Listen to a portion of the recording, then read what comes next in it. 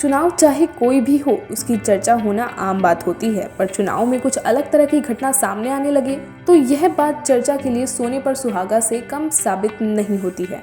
आमतौर पर ऐसी घटनाओं की चर्चा तब होती है जब उस घटना के बारे में लोग उम्मीद भी नहीं करते हैं और वो उसे घटित होते हुए स्वयं अपनी आंखों से देखते हैं तो उस पर चर्चा ना हो।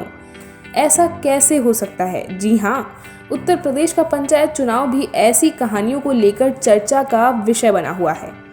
पहले आप यह जान लीजिए कि उत्तर प्रदेश देश का सबसे बड़ा राज्य है और राज्य में 75 जिले हैं, या यूं भी कह सकते हैं कि उत्तर प्रदेश सबसे अधिक आबादी के साथ साथ सबसे अधिक जिलों वाला राज्य भी है। अगर ऐसे राज्य में पंचायत चुनाव हो रहे हों तो उससे कहानियां ना जुड़ी हों, ऐसा भी कैसे हो सकता है? और इस कहानी का शीर्षक है अपने ही अपनों के बन गए प्रतिद्वंदी। जी हाँ, जहां अपनों को जिताने के लिए अपने लोगों को खड़ा रहना चाहिए था, वहां वो लोग प्रतिद्वंदी बनकर एक दूसरे के आमने सामने हैं और उसे हराने के लिए चुनाव मैदान में ताल ठोक रहे हैं। उत्तर प्रदेश के एटा जिले में हो रहे पंचायत चुनाव में ऐसी एक कहानी नहीं बल्कि कई कहानियां हैं जहां अपने ही अपनों के खिलाफ चुनाव मैदान में ताल ठोक रहे हैं।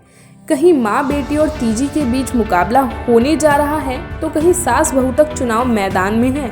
इतना ही नहीं, यहाँ देवरानी और जेठानी भी चुनाव मैदान में एक दूसरे के खिलाफ ताल ठोक रही हैं। जी हाँ, गत बुधवार को जब सकीट विकास क्षेत्र की ग्राम पंचायत मिश्री में प्रधान पद के लिए सर्वेश पत्नी विजय मिश्रा ने अपना नामांकन पत्र आरओ सकीट को प्रस्तुत किया तो महज 10 मिनट बाद सर्वेश की पुत्री नेहा ने भी प्रधानी के पद पर ही अपना पर्चा भर दिया।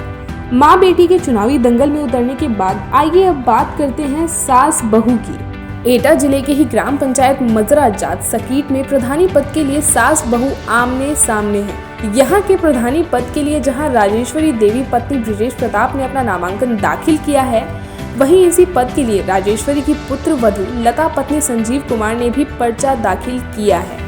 इस तरह सास बहू के चुनावी मैदान में होने से यहाँ का मुकाबला भी बेहद दिलचस्प होने की संभावना बनी हुई है। इसी तरह ग्राम पंचायत कोची के प्रधान की कुर्सी पाने के लिए जेठानी और देवरानी आमने सामने हैं। गांव की विधोत्मा देवी पत्नी श्याम मोहन दीक्षित के सामने उनकी देवरानी नीतू पत्नी पवन दीक्षित ने भी पर्चा भरा है। इसलिए यहाँ भी प्रधान की कुर्सी के लिए मुकाबला दिलचस्प होगा ही होगा। फिलहाल इंतजार कीजिए मतदान और परिणाम घोषित होने का।